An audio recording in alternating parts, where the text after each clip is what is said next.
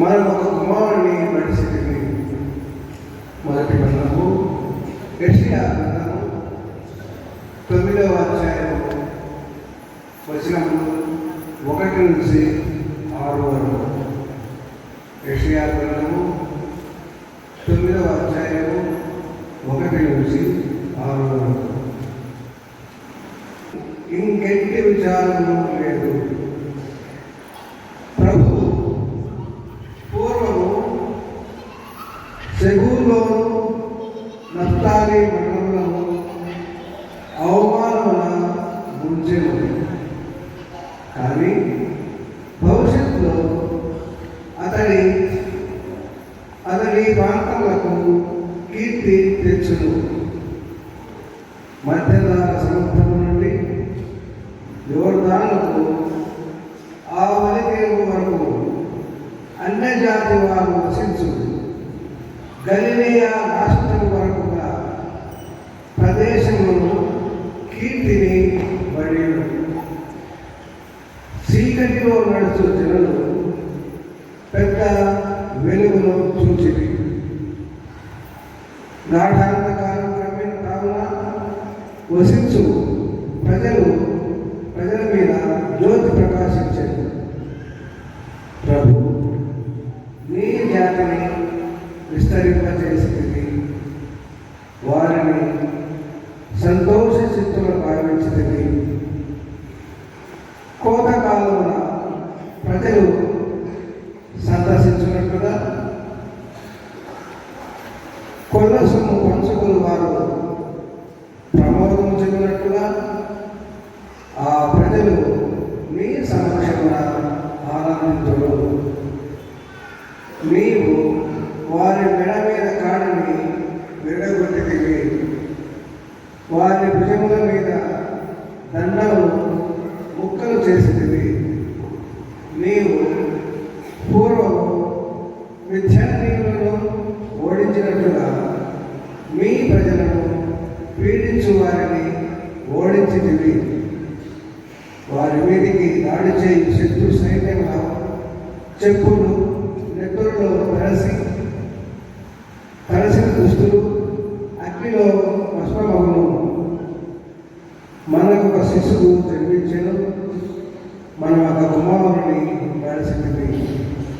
అతడు రాజ్యభారము వహించును. ఆశ్చర్యకరుడైన సమాధానుడు, బలాఢ్యుడు, దేవుడు, శాశ్వతైన జనకుడు, శాంతికరుడైన రాజు అని అతనికి పేరు. ఇది ప్రభువుకు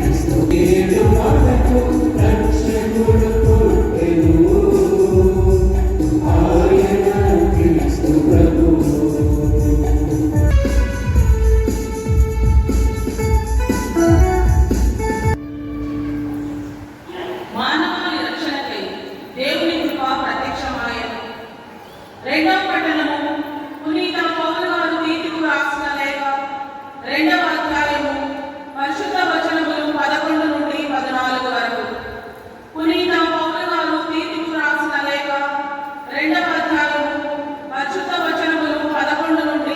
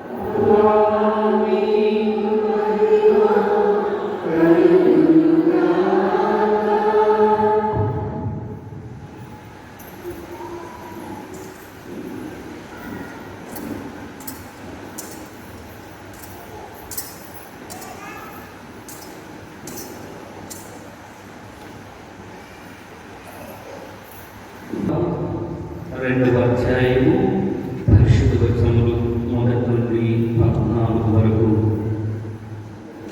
ఆ కాలమున తన సామ్రాజ్యమందు జనాభా లెక్కలు సేకరింపవలనని అగస్తు చక్రవర్తి అధికారులకు ఆజ్ఞయించెను.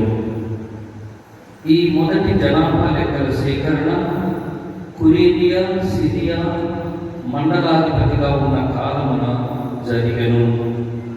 అందులో పేరు రాయించుకున్నటకు ప్రజలందరూ తమ తమ పట్టణములకు వెళ్ళిరి. యోసేపు దావీదు వంశస్థుడై ఉన్నందున గలిలయ సీమలోని నజరేతు నుండి యూదయ సీమలో ఉన్న దావీదు పట్టణముకు బెత్లెహేమునకు జనాభా లెక్కలలో తమ పేరు చేర్పించుకున్నటకై తనకు నిశ్చితార్థం చేయబడిన గర్భవతి అయిన మరియమ్మను కూడా వెంట పెట్టుకొని వెళ్ళెను.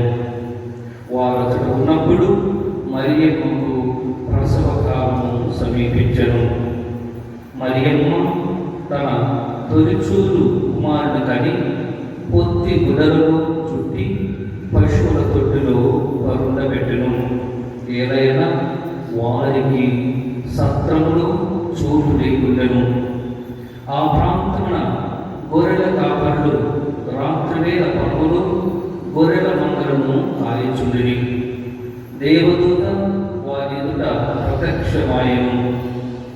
ప్రభు మహిమ వారిపై ప్రకాశింపగా వారు మిక్కిలి భయభ్రాంతులైరి.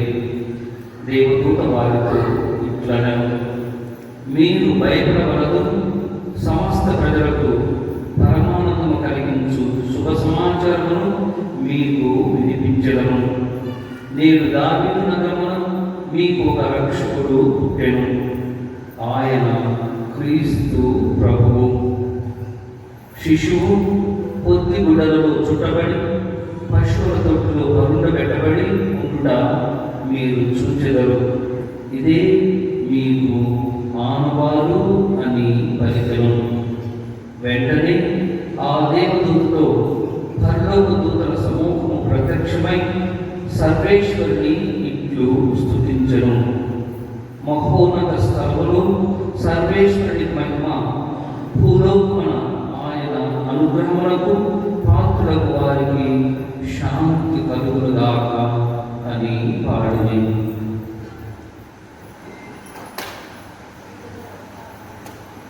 ఇది క్రీస్తు సువిశేషము. క్రీస్తు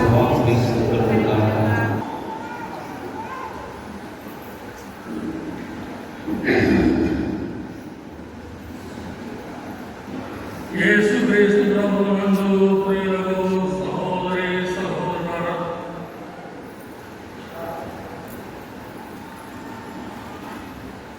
ఆనాడు యేసు బెత్లెహేములో జన్మించినప్పుడు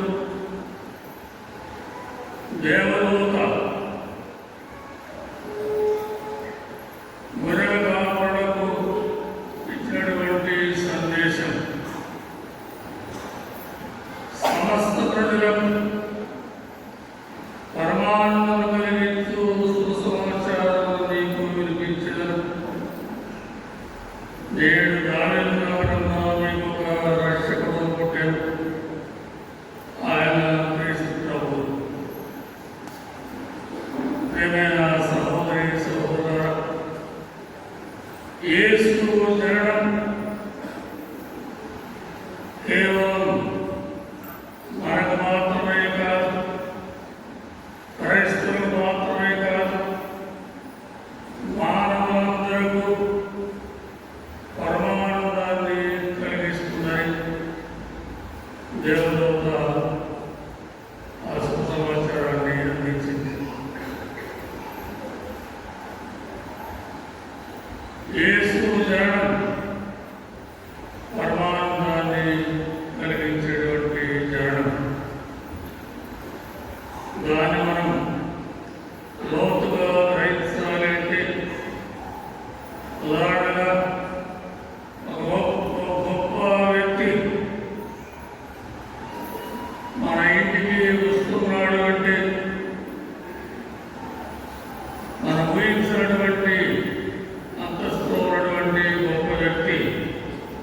మన ఇంటికి వస్తున్నాడు అంటే మన అంతరంగంలో ఆనందం, బహిరంగంగా ఆనందం, ఎంతో సంతోషంతో ఎదురు చూస్తాం. అదే సంతోషంతో ఆనందంతో ఆ వ్యక్తిని మనం స్వీకరిస్తాం. కేవలం లౌకికమైనటువంటి ఒక గొప్ప వ్యక్తి విషయంలో అటువంటి ఆనందాన్ని వ్యక్తపరిచే మనం లోక రక్షకుడు,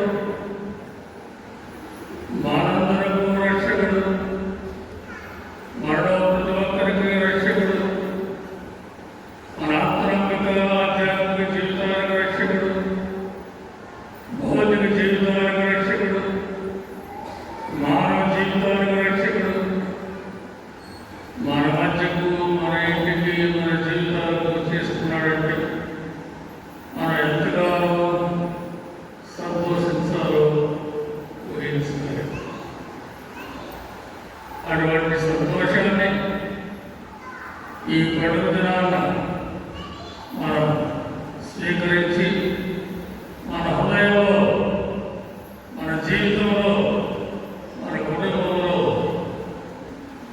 ఎల్లప్పుడూ కూడా కాపాడుకుంటూ ఉంటాడు. అదే సమయంలో దేవదూత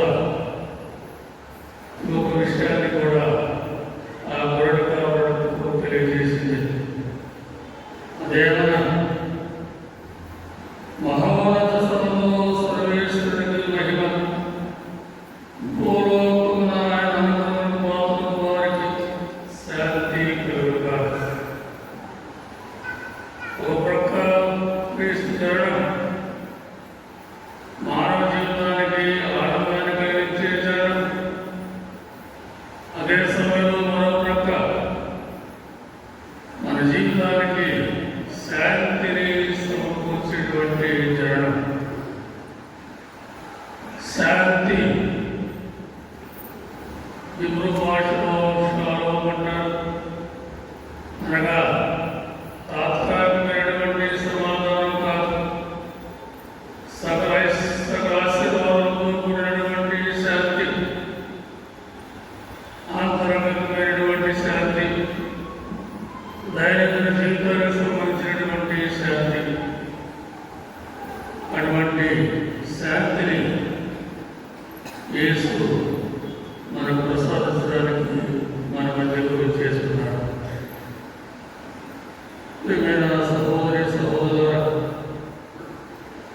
అయితే కొందరు అడగవచ్చు, నా జీవితంలో అలాంటి శాంతి లేదు, నాకు అనేక సమస్యలు ఉన్నాయి, వ్యాధులతో బాధపడుతూ ఉన్నాను, అలానే అనేక రకమైనటువంటి ఇబ్బందులు, సమస్యలు జీవితాన్ని ఎదుర్కొని ఉన్నాయి. అటువంటి సందర్భంలో శాంతి అనేది నా జీవితానికి ఎలా కలుగుతుంది అనేటువంటి సందేహం అనేక మందికి కలగవచ్చు. ప్రియమైన సహోదరి సహోదరులారా, జీవితంలో సమస్యలు అనేవి తప్పవు, బాధలు, వ్యాధులు, కష్టాలు అనేవి తప్పవు. అయితే వాటి మధ్యలో మనం ఎలా జీవించాలి, ఆ ప్రభు ఆనందాన్ని, శాంతిని ఎలా నిలబెట్టుకోవాలి అనేటువంటి ప్రశ్న చాలా ముఖ్యమైనది. ఉదాహరణగా నీవు సముద్రంలో ప్రయాణిస్తున్నావనుకో, సముద్రంలో పడవలో ప్రయాణిస్తుండగా అలలు రావడం అనేది సహజం. అలల తాకిడికి మనం సతమతమవుతూ ఉంటాం, కష్టపడుతూ ఉంటాం, శాంతిని కోరుతూ అయితే ఆ సముద్రంలోని నీరు నీ పడవలోనికి వచ్చి పడవలో ముంచనంత కాలం నీ ఆంతరంగిక ఆధ్యాత్మిక శాంతి అనేది నిలకడగా ఉంటుంది. ప్రభువు మనతో ఉన్నాడు. ఆయన ఇమ్మానుయేలు. కనుక నీవు లోతైనటువంటి నీటి గుండా ప్రయాణం చేస్తున్నప్పుడు, సముద్రంలో ప్రయాణం చేస్తున్నప్పుడు భయపడవద్దు. ఆ సముద్రంలోని అలలు నిన్ను ముంచివేయజాలవు. ఏదైనా నేను నీతో ఉన్నానని ప్రభువు పలుకుతున్నాడు. యెషయా గ్రంథం 43వ అధ్యాయం 2వ వచనంలో ఈ వాక్యాన్ని మనం పాటిస్తున్నాం. కనుక సహోదరి సహోదరులారా, వారు సమస్యలు బాధలు గుండా ప్రయాణం చేస్తూ ఉన్నారు. అది తప్పు. అయితే ఆ బాధలు, ఆ కష్టాలు, ఆ సమస్యలు మన జీవితాన్ని ముంచివేయకూడదు. ఆ నీరు మన పడవలోకి రాకూడదు. మన జీవితంలోని పడవలోకి రాకూడదు. మన కుటుంబమైనటువంటి పడవలోకి రాకూడదు. అది వచ్చినట్లయితే తప్పకుండా మునిగిపోతాం. అనగా ఎన్ని కష్టాలు, సమస్యలు, అరడుగులకు ఎత్తున లేచినప్పటికీ కూడా ప్రభువు మనతో ఉన్నాడు. ప్రభువునందు విశ్వాసంతో మన జీవిత ప్రయాణాన్ని కొనసాగిస్తూ ఉంటాడు. ప్రభు మనతో ఉన్నంతకాలం, ప్రభువునందు మన విశ్వాసంతో జీవించినంతకాలం ఎలాంటి అరడుగురైనా, ఎలాంటి సమస్యలు ఎదురైనా భయపడని అవసరం లేదు. నేను నీతో ఉన్నానని ప్రభువు పలుకుతున్నాడు. కనుక విశ్వాసంతో, నిరీక్షణతో జీవించినంత కాలం ఆ సముద్రపు అలలు, ఆ సముద్రపు నీరు నీ పడవలోనికి ప్రవేశించవు. ఎప్పుడైతే నీ విశ్వాసాన్ని కోల్పోతావో, ప్రభువునందు నమ్మకాన్ని కోల్పోతావో, అప్పుడే ఆ సముద్రపు నీరు ఈ పడవలోకి రావడం, ఈ పడవ మునిగిపోవడం అనేది జరుగుతూ ఉంటుంది. కనుక ప్రభువు మనతో ఉన్నాడు. అందుకే పరలోకా నుండి భూలోకానికి చేశాడు. మన మధ్య ఉన్నాడు, మనతో ఉన్నాడు, మన కొరకు ఉన్నాడు అనేటువంటి విశ్వాసం, నిరీక్షణ మనలో ఉన్నంతకాలం ఏమాత్రమూ భయపడని అవసరం లేదు. అలానే ప్రియమైనటువంటి సహోదరి సహోదరులారా, కొన్ని సందర్భాల్లో మన సమస్యలు ఎంత ప్రార్థించినా వెంటనే తీరకపోవచ్చు. మన వ్యాధులు, మన కష్టాలు కొన్ని సందర్భాల్లో సుదీర్ఘంగా ఉండవచ్చు. ఆ విషయంలో ప్రభువు హబక్కూకు ప్రవక్త ద్వారా ఈ సందేశాన్ని మనకు అందిస్తున్నారు. 2వ అధ్యాయం, హబక్కూకు ప్రవక్త 2వ అధ్యాయం 3వ వచనం. నేను నీకు వెల్లడి చేయు సంగతి నిర్ణీత కాలమున జరుగును. నిర్ణీత కాలం, ప్రభువు నిర్ణయించినటువంటి కాలం, ప్రభు గడియ వచ్చినప్పుడే ఆ ప్రభు దీవెన అనేది లభిస్తుంది. సమస్య అనేది తీరిపోతుంది. నేను నీకు వెల్లడి చేయు సంగతి నిర్ణీత కాలమున జరుగును. కానీ ఆ కాలము త్వరలో వచ్చును. కొన్ని సందర్భాల్లో త్వరలో రావచ్చు, మరి కొన్ని సందర్భాల్లో ఆలస్యంగా రావచ్చు. ఆ కాలము త్వరలో వచ్చును. ఆ సంగతి నెరవేరి తీరును. అది ఆలస్యంగా నెరవేరినట్లు కనిపించినను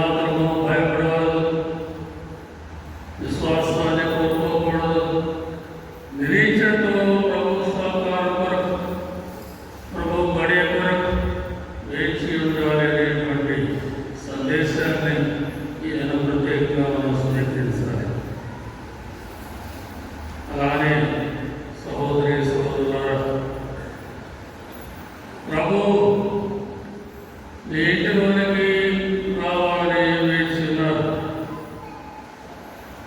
నీ ద్వారం అందరుండి నీ తలుపులో తడుస్తున్నాను. నీవు నా స్వరం ఆలకించి నీ తలుపును తెరచేసు. నేను ఇంటిలోనికి వచ్చేసి నీతో కలిసి పూజిస్తున్నది. దర్శన గ్రంథంలో 3వ అధ్యాయం 20వ వచనంలో ఆలకిస్తున్నాను. మన తలుపును తడుతున్నారు. హృదయమైనటువంటి తలుపును మన వ్యక్తిగత జీవితంలోనికి ప్రభు రావడానికి సిద్ధంగా ఉన్నారు. మన తలుపును తడుతున్నారు. ఆనాడు జక్కయ్య యేసు జక్కయ్య తలుపును తట్టగానే, జక్కయ్య దిగురము, నేను నీ దినము నీ ఇంటిలో బస చేయాల్సిందిగా ఉన్నానని చెప్పినప్పుడు జక్కయ్య తన ఇంటి ద్వారాన్ని సంపూర్ణంగా తెరచి ప్రభువును ఆహ్వానించాడు. ప్రభు అతని జీవితంలో అతని కుటుంబంలో ప్రవేశించినప్పుడు అతనిలో ఊహించినటువంటి పరివర్తన, హృదయ పరివర్తన అనేది కలిగింది. పశ్చాత్తాపం లేకుండా పలికాడు. ప్రభు, నేను ఎవరికైనా అన్యాయం చేసిన 4 రెట్లు తిరిగి ఇవ్వడానికి సిద్ధంగా ఉన్నాను. అంతవరకు పేదలను దోచుకున్నటువంటి జక్కయ్య, ఎంతో డబ్బు అన్యాయంగా గడించినటువంటి జక్కయ్య, అవినీతిలో జీవించినటువంటి జక్కయ్య ఇప్పుడు పరివర్తన చెంది 4 రెట్ల అదనంగా ఇవ్వడానికి సిద్ధంగా ఉన్నాను. పేదలకు నా ఆస్తులు సగం పంచుకోవడానికి సిద్ధంగా ఉన్నానన్నాడు. అటువంటి మార్పు, పరివర్తన జక్కయ్య ఇంటిలో కలిగింది. అలానే సహోదరి సోదరులారా, క్రిస్మస్ పండుగ అంటే ఏదో కేవలం కొన్ని వేడుకలు జరుపుకోవడం కాదు. ఆ యేసును మన జీవితం ఉన్నటువంటి ఇంటిలోనికి, మన కుటుంబం ఉన్నటువంటి ఇంటిలోకి సంపూర్ణంగా ఆహ్వానిస్తారు.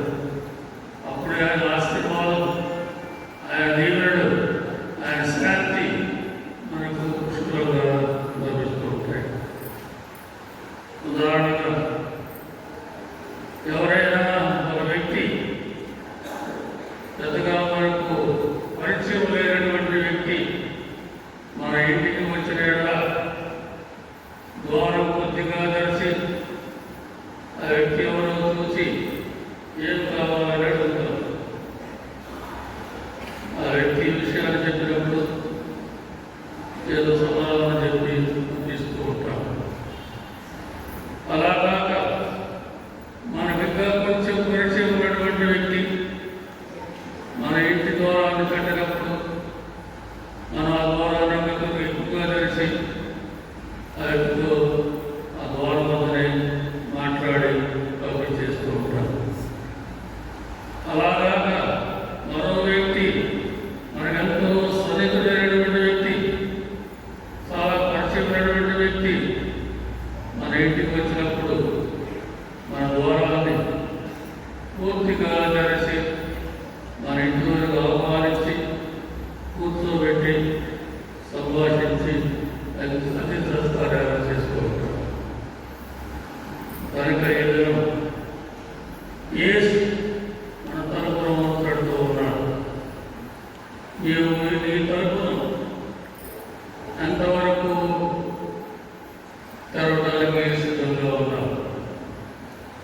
కొద్దిగా తెరిచి అక్కడనే వ్యక్తిని పంపించేస్తావా? లేక ఇంకా కొంచెం తెరిచి అక్కడనే ద్వారం మాట్లాడి పంపించేస్తావా? ఇంకా సంపూర్ణంగా తెరిచి సంతోషంతో వారికి ఆహ్వానిస్తాం.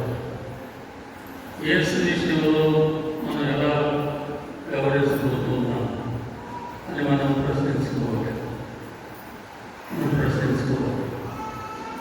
సంపూర్ణంగా యేసు ద్వారాన్ని కడుతున్నారని పరిశుద్ధ గ్రంథం దర్శన గ్రంథం 3వ అధ్యాయం 20వ వచనంలో మనం ఆలోచిస్తున్నాం. కడుతూ ఉన్నారు.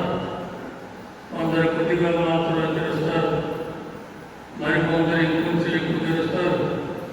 కొద్దిమంది మాత్రమే సంపూర్ణంగా తెరిచి ఆ ప్రభుని తమ జీవితాల్లోకి, తమ కుటుంబాల్లోకి ఆహ్వానిస్తుంటారు. కనుక యేసు ఈ దినం మనందరిని ఉద్దేశించి ప్రశ్నించేటువంటి విషయం, ఎంతవరకు నీవు ఈ తలుపును నాకు తెరవడానికి సిద్ధంగా ఉన్నావు? అది ప్రభు వేసే ప్రశ్న. దాని గురించి మనం ధ్యానించాలి, దీర్ఘంగా ఆలోచించాలి. అలానే సహోదరి సహోదరులారా, ప్రభువుని మన వ్యక్తిగత జీవితంలో దర్శించాలి, మన కుటుంబంలో దర్శించాలి, అలానే దేవాలయంలో ప్రభుత్వం దర్శించాలి. దేవాలయంలో ప్రభుత్వం దర్శించాలి. మనకు సమస్యలు, కష్టాలు సంభవించినప్పుడు వాటితో బయటనే, ఇంటి వద్దనే, సంఘంలోనే సతమవుతూ ఆ సమస్యకు పరిష్కారాన్ని వెతుకుతూ ఉంటాం. అలా కాక భక్తుడు 73వ కీర్తనలో మనకు ఎలా తెలియజేస్తున్నారు. భక్తుడికి పెద్ద సమస్య వచ్చింది, చాలా ఆలోచించాడు. అయితే ఆ సమస్యకు పరిష్కారం అనేది తనకు ఏమాత్రం కూడా తోచలేదు. నేను ఈ సమస్యను 73వ కీర్తన 16-17 వచనాలు, నేను ఈ సమస్యను అర్థం చేసుకోబోతుంది, అది నాకు తనకెక్కలేదు. ఏమర్థం కాలేదు. ఆలోచించాడు కానీ ఏమాత్రం కూడా తనకెక్కలేదు. కానీ నేను దేవుని పరిశుద్ధ ఆలయంలోనికి పోయినప్పుడే దాని పరిష్కారం అనేది ప్రభు ఆ వ్యక్తికి తెలియజేశాడు.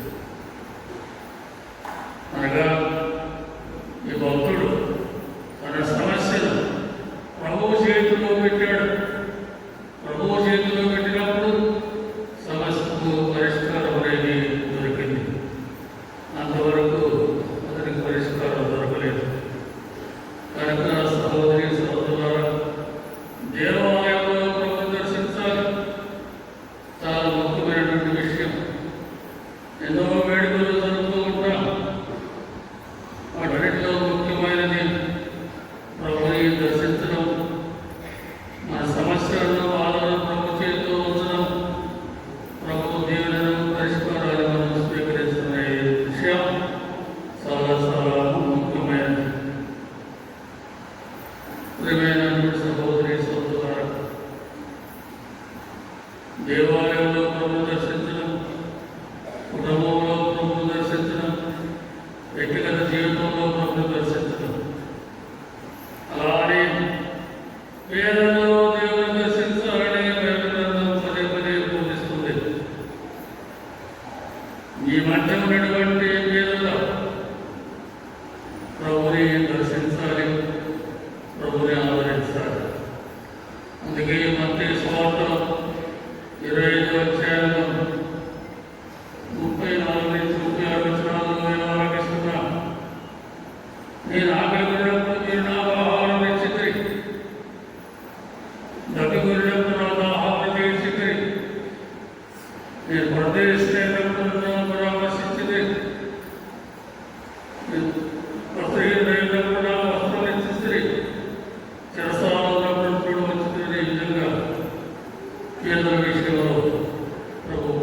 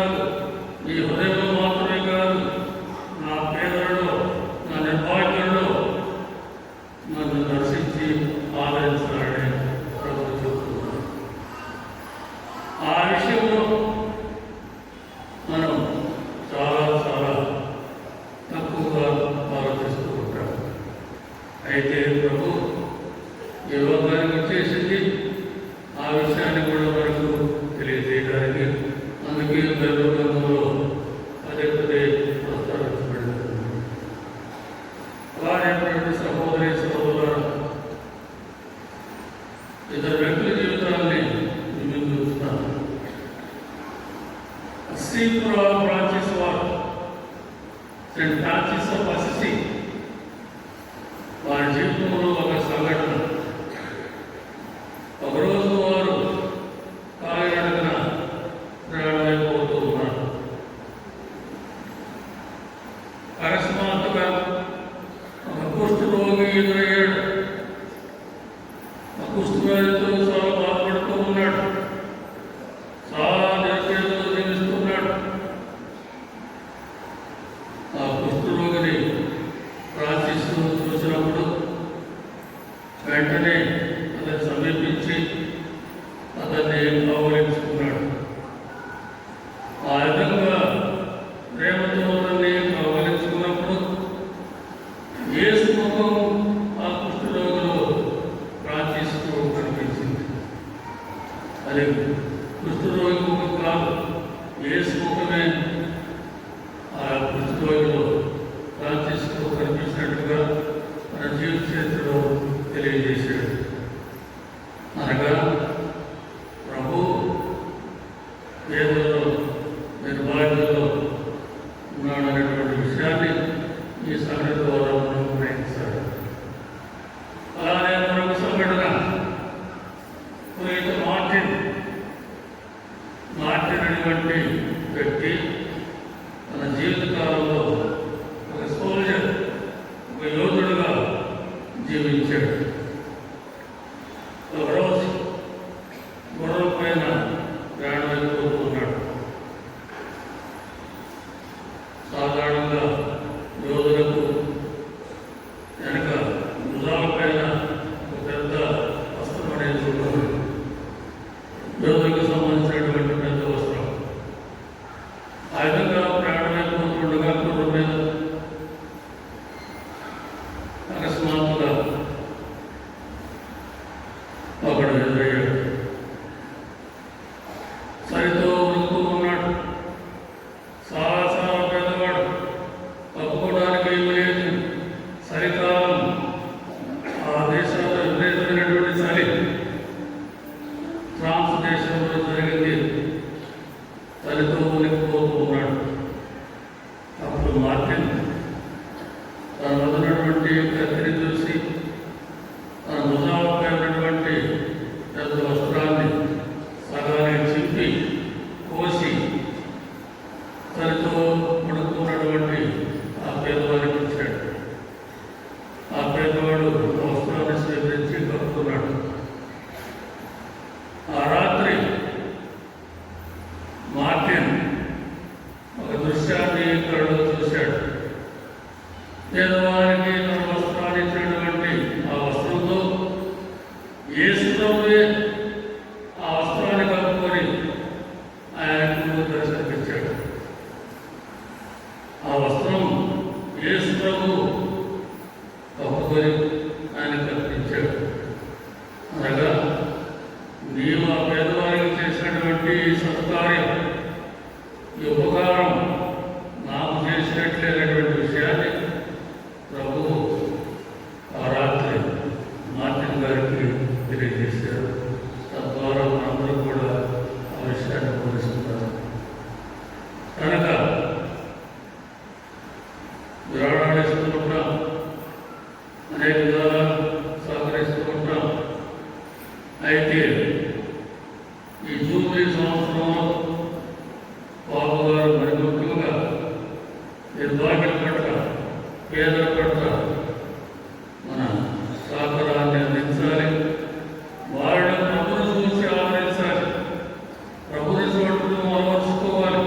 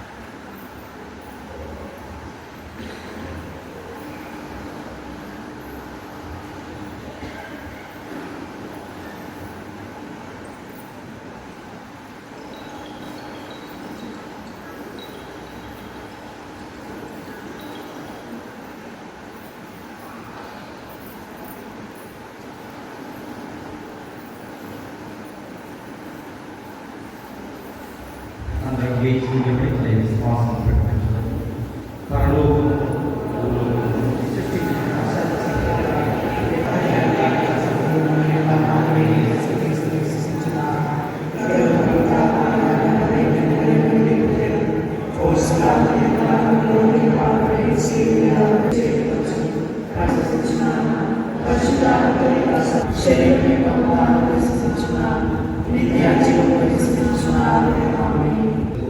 ఆయన స్థుతి స్తోత్రములు ఆరాధన చెప్తాము.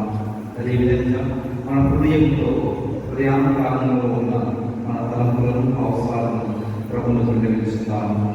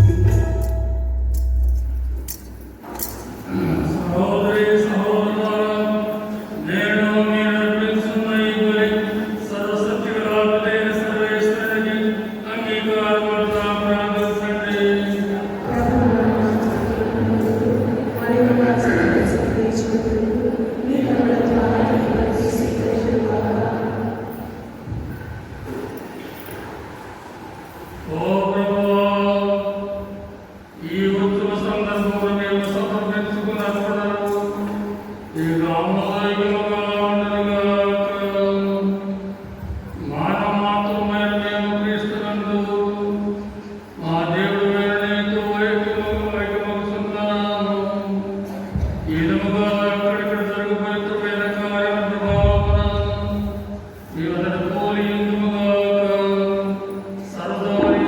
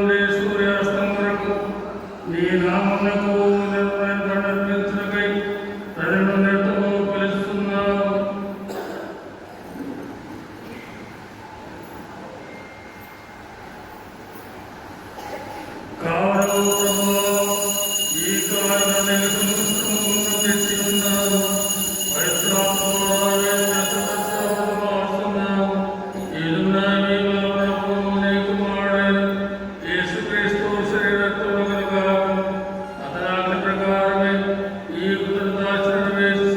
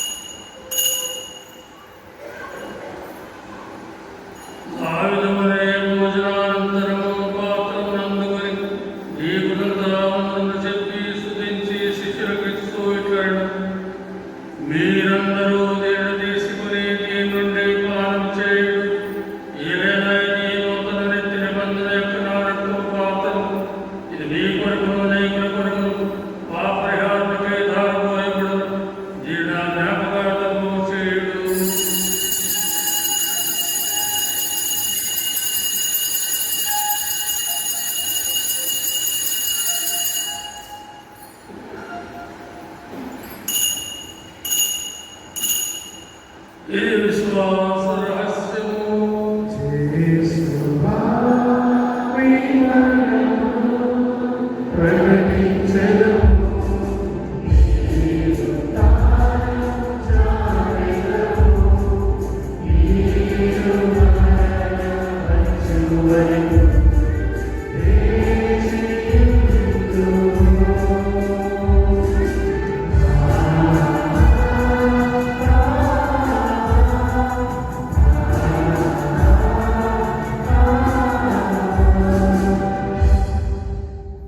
కనకదండి నీకు మాట్లాడడానికి శ్రమలను అద్భుతమైన ఉత్తానమును మోక్షారోహమును స్మరించుదు.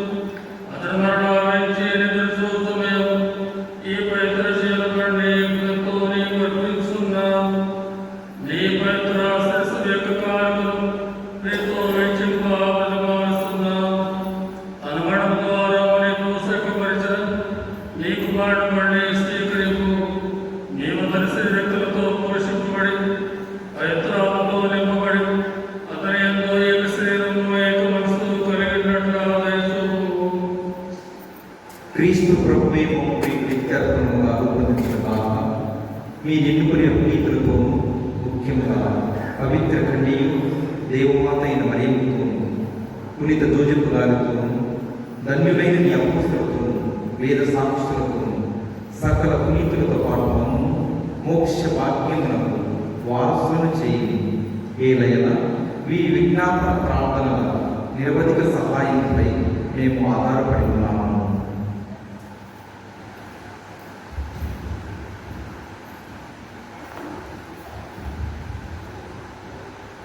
ఓ ప్రభువా, మమ్ము మీతో సఖ్యపరచు ఇవ్వని లోకమంతటికి శాంతిని శ్రేయస్సు ప్రసాదించున్నట్టు బ్రతిమాలుచున్నాము. ఈ లోకంలో యాత్ర చేయు మీ శ్రీసభను మీ సేవకుడు మా ఫ్రాన్సిస్ జగద్గురువులను, మా గాలిపాలి పీఠాధిపతులను, తదితర పీఠాధిపతులను, గురువులందరినీ మీరు సంపాదించుకున్న ప్రజలందరినీ విశ్వాసములను ప్రేమయందును దృఢపడు. మీ చిత్త ప్రకారం మీ సొంతంలో చేరి ఉన్న ఈ ప్రజల మనవులను ఆలకింపు. దయగల తండ్రి, నలుదశల చెదరి ఉన్న మీ బిడ్డలందరినీ కనికరించి మీతో ఐక్యపరచుకున్నాము.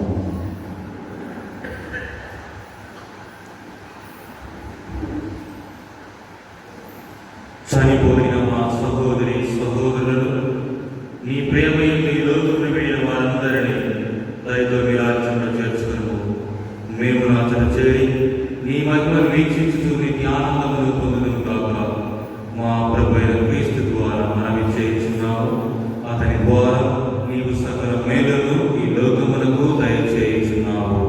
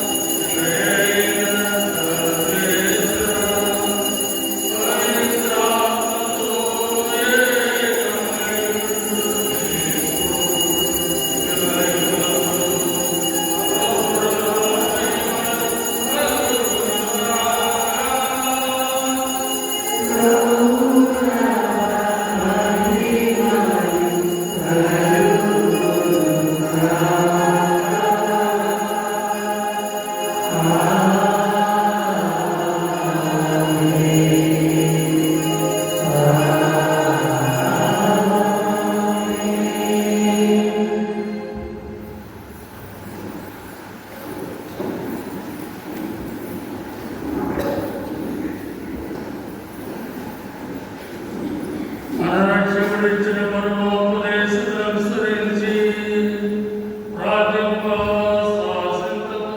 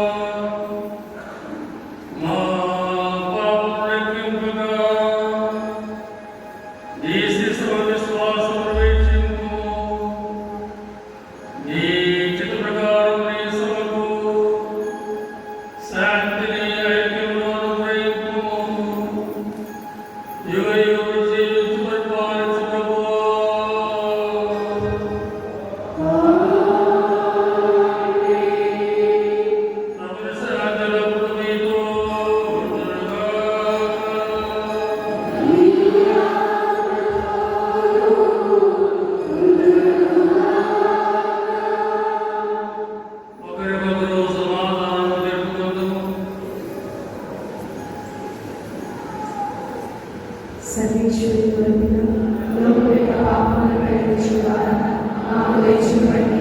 సర్వేశ్వరి కొరకున లోకం యొక్క పాపములను పరిహరించు వారా మాకు దయచూపండి. సర్వేశ్వరి కొరకున లోకం యొక్క పాపములను పరిహరించు వారా మాకు సమాధానం దయచేయండి.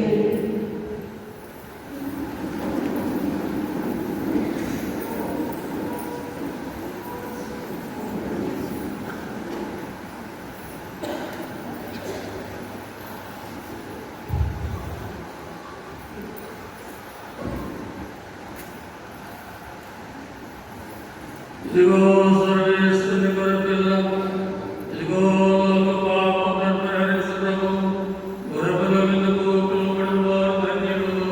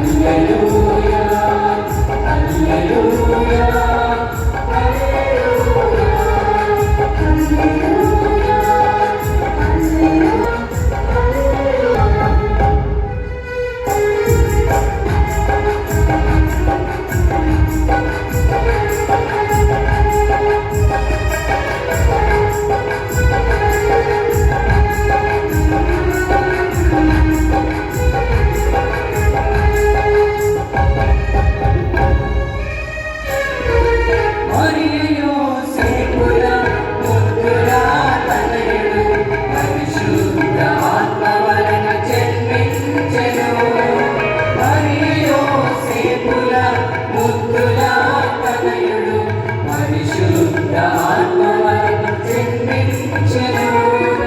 గొల్లలు జ్ఞానులు దర్శించిరి, గొల్లలు జ్ఞానులు దర్శించిరి, ప్రస్తుతించిరి, ప్రభుని స్తుతించిరి, ప్రస్తుతించిరి, ప్రభుని స్తుతించిరి. హల్లెలూయా హల్లెలూయా హల్లెలూయా హల్లెలూయా హల్లెలూయా హల్లెలూయా హల్లెలూయా హల్లెలూయా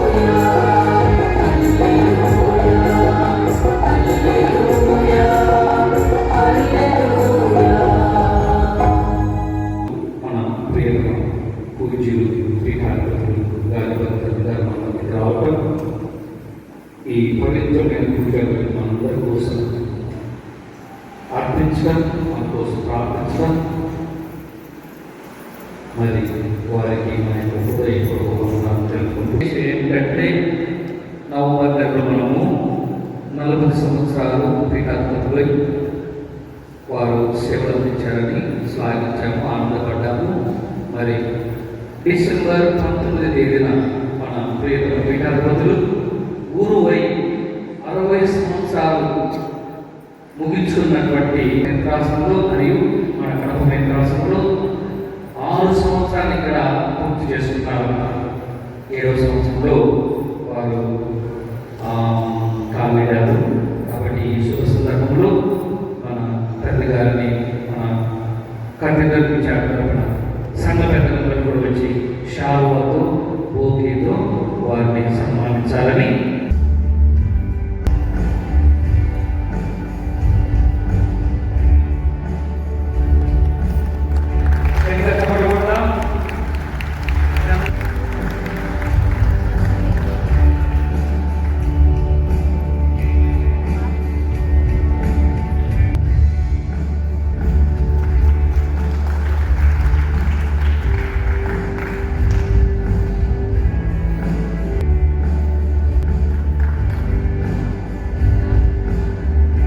సహోదరి సహోదరులారా, క్రిస్మస్ వేడుకలు చాలా ఘనంగా జరిగాయి. కొద్ది రోజుల నుంచి జిల్లాలుగా మనం పడుతూ ఉన్నాం. మన కడప పట్టణంలో ఉన్న క్రైస్తవులంతా కూడా మన మరియాపురం ప్రాంగణంలో చేసి ఘనంగా ఐక్యవేదిక మీద యేసుక్రీస్తు జన్మదినాన్ని ఘనంగా జరుపుతున్నాం. ఆ విధంగా యేసు పౌరులందు క్రైస్తవులంతా ఏకమై అందరి మధ్య ఈ ఏకత్వం ఎప్పుడు కూడా వదిలించుకున్నారని సాక్షితో వచ్చారు. కానీ ఈ సందర్భంలో గతరాత్రి వేళ మన కాథలిక్ సంఘం, వ్యాపార సంఘం, రాష్ట్ర ప్రాంతాల్లో ఉన్నటువంటి సహోదరి సహోదరులు ఎంతో విశ్వాసంతో ఈ దేవాలయంలో ఈ వేడుకల్లో పాల్గొన్నారు. చాలా సంతోషం. కానీ ఈ వేడుకలు ఏ రోజు పరిమితం కాకుండా క్రీస్తు ప్రభువుని బాయేసుని మన ఇంటికి తీసుకుని పోవాలి. ఆ ప్రభువుని స్మరించుకుంటూ వారి ఆశీర్వాదాలను పొందుతూ ఉంటారు.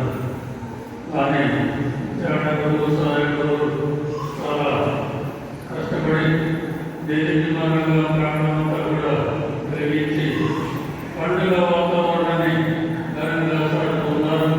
కనుక వారు మరీన గారిని కానీ సహాయకులు కూడా ప్రత్యేకంగా అభినందిస్తున్నాం. వారితో సహకరించినటువంటి పెద్దలు 6 సంవత్సరాలు చూశాయి. 7వ సంవత్సరంలో అడుగు పెట్టారు. ప్రభువు నాకు అనేక విధాలుగా సహకరించి